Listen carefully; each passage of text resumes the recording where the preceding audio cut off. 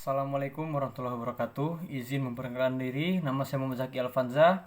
NPM saya 2021020235. Saya dari Hukum Tata Negara kelas C, semester 4, dan saya akan menjelaskan tentang metodologi hukum Islam. Objek dan subjek hukum Islam. Hukum dalam konsep ilmu usul fikih dibagi dua macam, yaitu hukum taklifi dan hukum wadhi.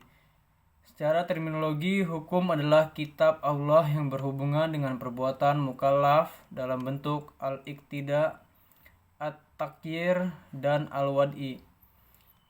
Yang dimaksud dengan kitab adalah firman Allah yang berupa perintah-perintah atau larangan-larangan. Ada beberapa hukum taklifi, yaitu yang pertama ijab, yaitu firman yang menuntut suatu perbuatan dengan tuntutan yang pasti. Yang kedua, nab, yaitu firman yang menuntut sesuatu perbuatan dengan tuntutan yang tidak pasti.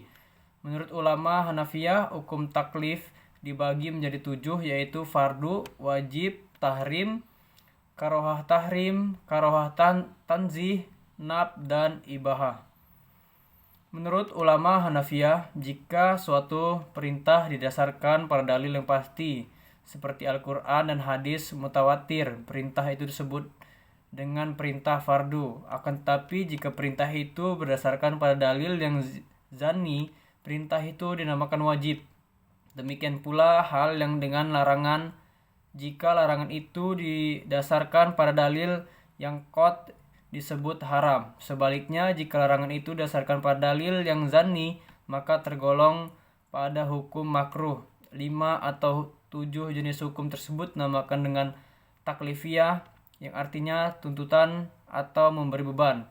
Taklifi disebut pula sebagai jenis perbuatan hukum. Hukum wadi ialah firman Allah menjadikan sesuatu sebagai sebab adanya yang lain, musabab, atau sebagai syarat yang lain, masrut, atau sebagai penghalang, mani, adanya yang lain. Hukum wadi dibagi menjadi 3, yaitu 1 sebab, 2 syarat, 3 mani. Tafsir salah satu metode penggalian hukum Islam. Al-Quran dan Sunnah diyakini sebagai sumber hukum Islam. Kemudian nas-nas yang terkandung dalamnya ditunjukkan untuk mukallaf. Maka akan dipermudah pelaksanaan hukum yang dimaksud. Upaya ulama dibanding usul fikih dan bidang fikih mulai menggunakan pendekatan rasio dalam menggali makna dan maksud yang dikandung oleh kedua sumber hukum tersebut.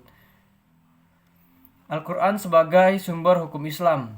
Ada kalanya ayat-ayat tersebut saling menafsirkan karena adanya munasabah al-ayah, tetapi tidak jarang ayat-ayat tersebut membutuhkan hadis untuk menjelaskannya atau mulai pendekatan ijtihad yang sepenuhnya menggunakan rasio. Sekian dari saya, wabillahi taufiq wal hidayah. Wassalamualaikum warahmatullahi wabarakatuh.